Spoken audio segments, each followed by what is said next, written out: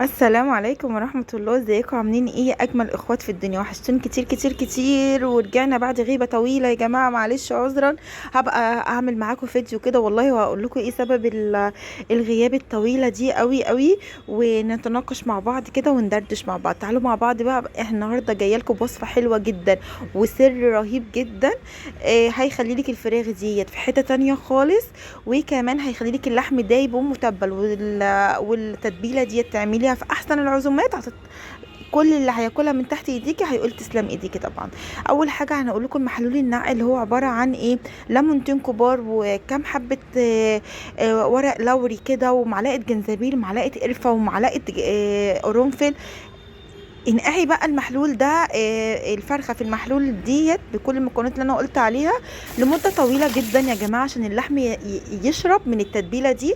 بتطلع الفراخ طعمها رهيب رهيب رهيب، وفعلا هتتشرفي بيها. لو عملتيها قدام اي حد هيقولك فعلا تسلم ايدك انت، يعني مش هيصدقوا ان انت عملتيها في البيت. اول حاجه. تاني حاجه بقى ايه؟ شطفت الفرخه وسبتها على جنب بقى، ورجعنا تاني نعمل التتبيله بتاعتنا، اللي هي عباره عن ايه؟ 4 بصلات صغيرين او بصلتين كبار، وكمان حبه من الفلفل الكوبي. لو انت بتحبي التتبيله بتاعتك سبايسي شويه ممكن نضيف عليها فلفل سبايسي، وكمان حبيتين من الطماطم.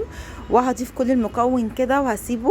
وبعد كده هضيف عليه الورق لوري والحبهان، اللي هم 3 حبات ورق لوري و3 حبات من الحبهان. ودلوقتي ضفت عليهم نص ليمونه، وهنزل بالمكون ده كله لحد ما يتجانس معايا ويدخل في بعضه في قلب الكبه.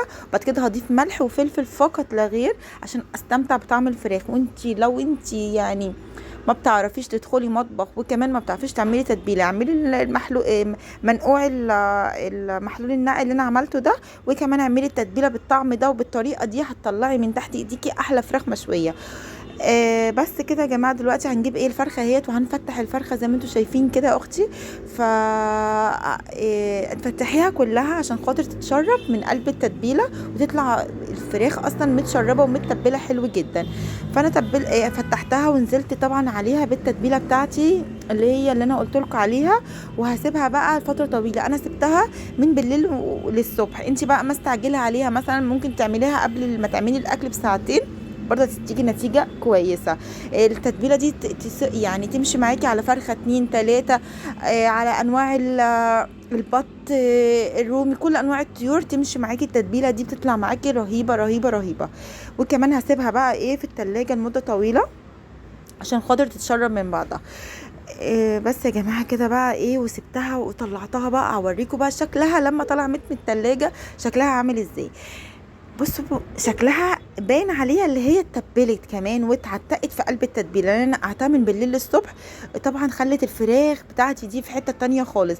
هنزل عليها ببقيه التتبيله بتاعتي.